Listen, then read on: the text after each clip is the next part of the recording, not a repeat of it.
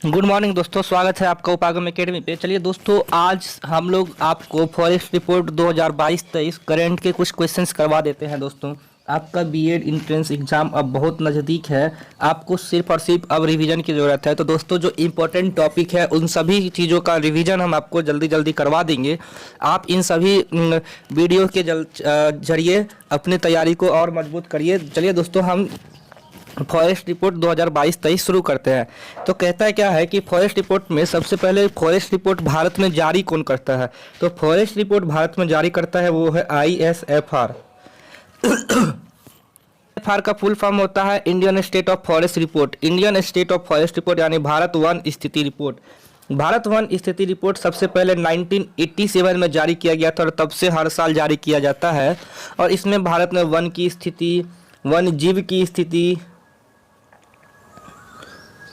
की स्थिति, इन सभी के बताया जाता है। ठीक है, आगे बढ़ते हैं दोस्तों हम कि आखिर वन रिपोर्ट में 2022-23 में क्या स्थिति है इंडिया की। तो सबसे पहले बोला जा रहा है कि टोटल ट्री कवर और total forest cover. Tree cover है 2.91% और फॉरेस्ट कवर है 21.71%। और टोटल कितने हैं भारत में? टोटल जो है फॉरेस्ट वो 24.72% है। अब ये ट्री कवर और फॉरेस्ट कवर क्या होता है?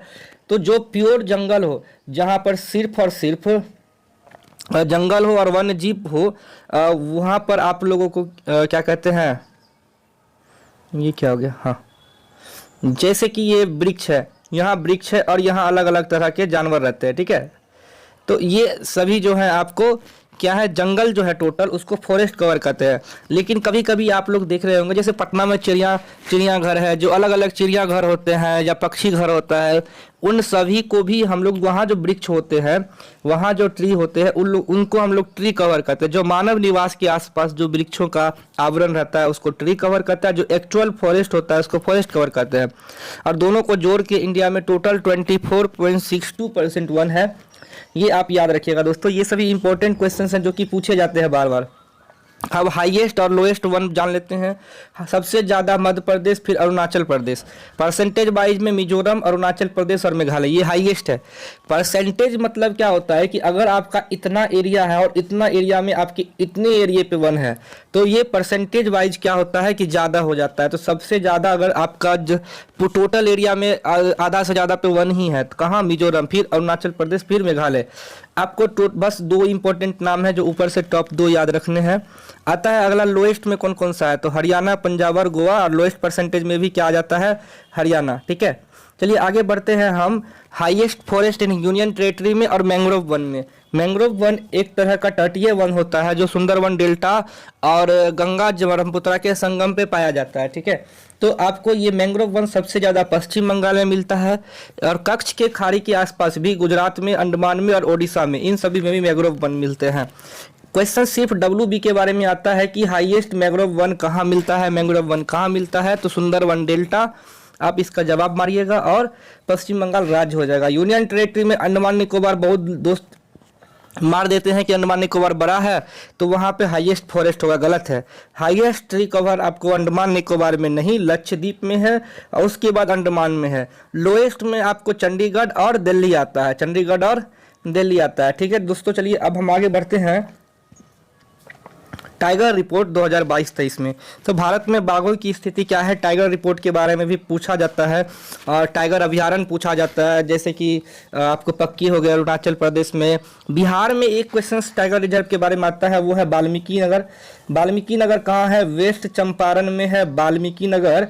और ये क्या है? टाइगर रिजर्व एरिया है। ये टाइगर रिजर्व एरिया है, याद रखिएगा। बिहार बीएड है तो एक क्वेश्चन बिहार से रिलेटेड आपको मिल सकता है। ठीक है दोस्तों, चलिए टाइगर रिपोर्ट में क्या क्या है इंपॉर्टेंट। तो प्रोजेक्ट टाइगर 1973 में शुरू किया गया था। भारत में वन्य जीव संरक्षण अधिनियम 1972 के तहत प्रोजेक्ट टाइगर 1973 में शुरू किया गया था। वन्य जीव संरक्षण क्या होता है कि भैया जो भी पहले शिकार होता था, कोई लोग टाइगर के खाल को बेचने के लिए, हिरन के खाल को बेचने के लिए उनका शिकार कर देते थे। सलमान खान पे केस याद होगा किस चीज़ का? हिरन को मारने का।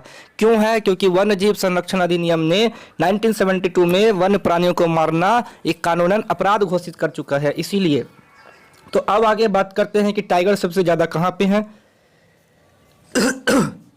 में सबसे ज़्यादा 526 और फिर कर्नाटका में 524 आपको टाइगर है।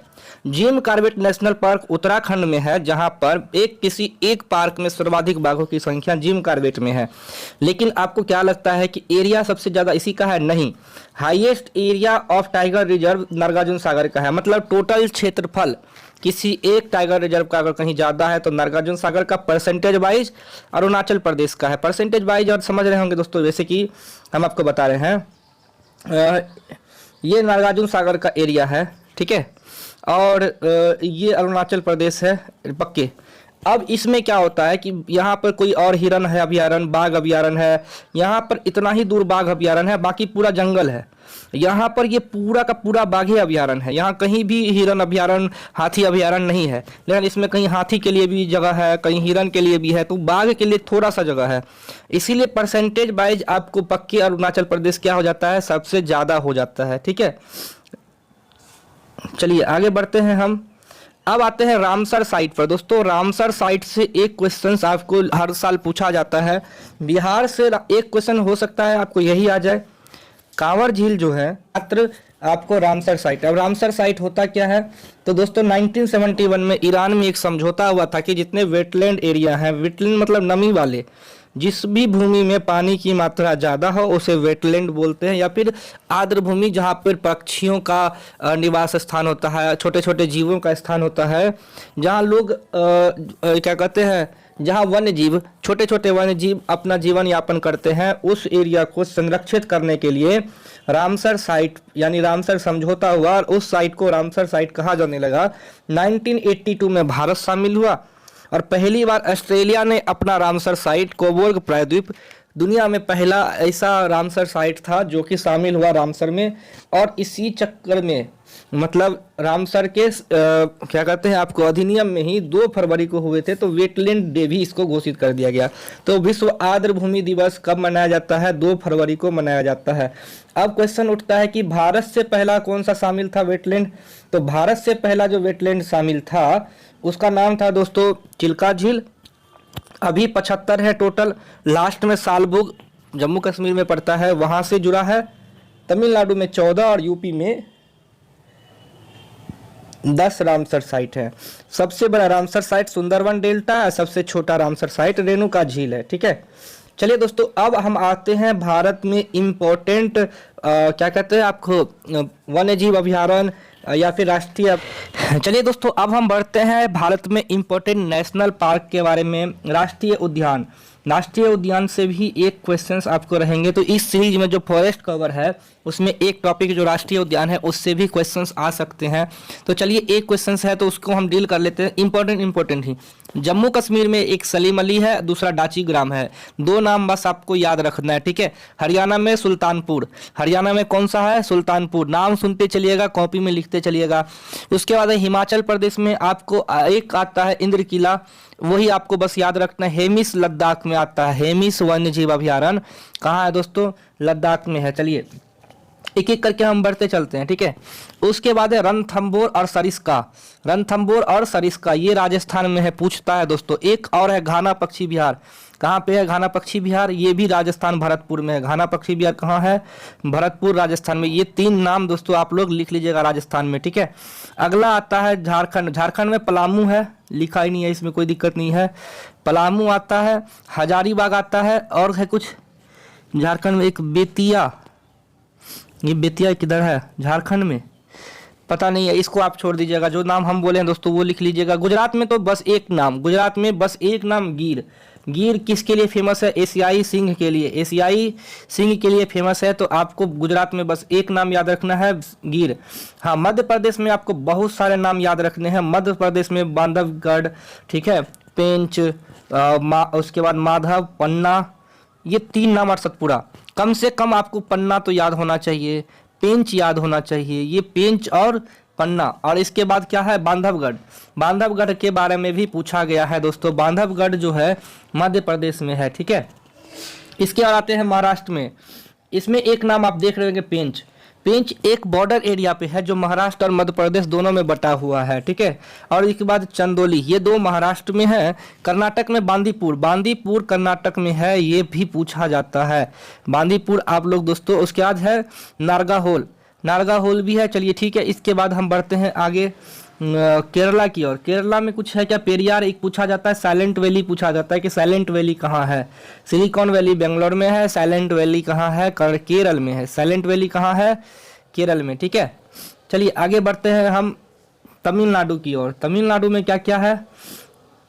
तमिलनाडु में आपको एक है इंदिरा गांधी, अन्नामलाई, एक है इंदिरा गांधी और अन्नामलाई। सेवराय की पहाड़ियां सब भी आती है। सेवराय में भी एक वन्य जीव अभयारण्य है, ये शायद यहाँ लिखा हुआ नहीं है, सेवराय होता है, ठीक है दोस्तों। हाईएस्ट पीक है सैडल पीक। यहाँ पे दोस्तों एक राष्ट्रीय उद्यान है, इसके रानी झांसी आपको और महात्मा गांधी मरीन, ये तीनों आपको अंडमान निकोबार में। और भीतरकनिका और सिमलीपाल ओडिशा, दो नाम ओडिशा में दोस्तों आप हमेशा याद रखिएगा, एक है सिमलीपाल और भीतरकनिका। छत्तीसगढ़ की तरफ चलते हैं। इंद्रावती, एक आता है दुर्गावती। दुर्गावती राष्ट्रीय उद्यान कहाँ है? एमपी में है। और इंद्रावती कहाँ है? आपको छत्तीसगढ़ में है।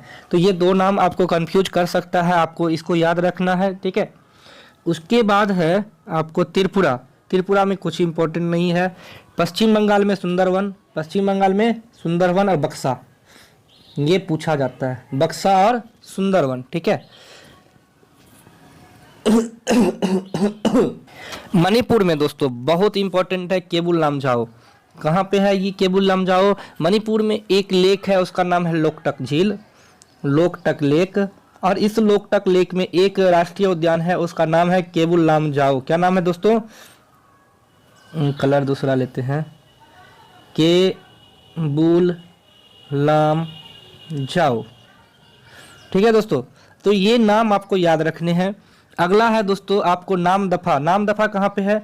एक आता है आपको मिजोरम में, उसका नाम है दम्फा, जो कि कंफ्यूज करता है। मिजोरम में क्या है? दम्फा। और नामदफा अरुणाचल प्रदेश में, नामदफा अरुणाचल प्रदेश में और मिजोरम में दम्फा, ठीक है। इसके बाद तो आपको सिक्किम में काजीरंगा, आसाम में तो मानस, सिक्किम में कंचनजंगा है, माफ कीजिएगा, सिक्किम में कंचनजंगा, आसाम में काजीरंगा। कंचनजंगा सिक्किम में, आसाम में काजीरंगा। और मानस और ओरांग ये कहाँ है? आसाम में है, ठीक है। तो इतने नाम दोस्तों आपको याद रखने हैं जितने अभी हम लोगों ने चर्चा की है। कौन कौन से तो आपको इंपॉर्टेंट एक बार मुंह से गिन देते हैं। क्या क्या? हेमिस लद्दाख में है, कंचनजंगा सिक्किम में है, कहीं से भी उठा लेते एक क्वेश्चन। सिमलीपाल ओडिशा में है, सुल्तानगंज हरियाणा में है, ठीक है। सरिस्का राजस्थान में है, घाना पक्षी विहार राजस्थान में है, गिर कहाँ है? गुजरात में है, बांधवगढ़ कहाँ है? मध्य प्रदेश में, बांदीपुर कहाँ है? कर्नाटक में है। चलिए इसके बाद सेवराय कहाँ है? तमिलनाडु में है।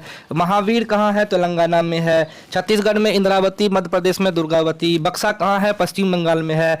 उसके बाद सुंदरगढ़ कहाँ है? सुंदर वन डेल्टा बोलते हैं। सुंदरबन कहाँ पे है? पश्चिम बंगाल में है। केबुल लामजाओ कहाँ है? मणिपुर में है। केबुल लामजाओ कहाँ है? मणिपुर में है। इसके बाद दम्फा कहाँ है? तो मिजोरम में है। और नामदफा कहाँ है? तो ये अरुणाचल प्रदेश में है। ओरांग आसाम में, मानस आसाम में, काजीरंगा आसाम में। एक लाइन में इतने नाम दोस्तों आपको याद रखने हैं, एग्जाम के लिए मोस्ट इंपॉर्टेंट टॉपिक है। धन्यवाद दोस्तों।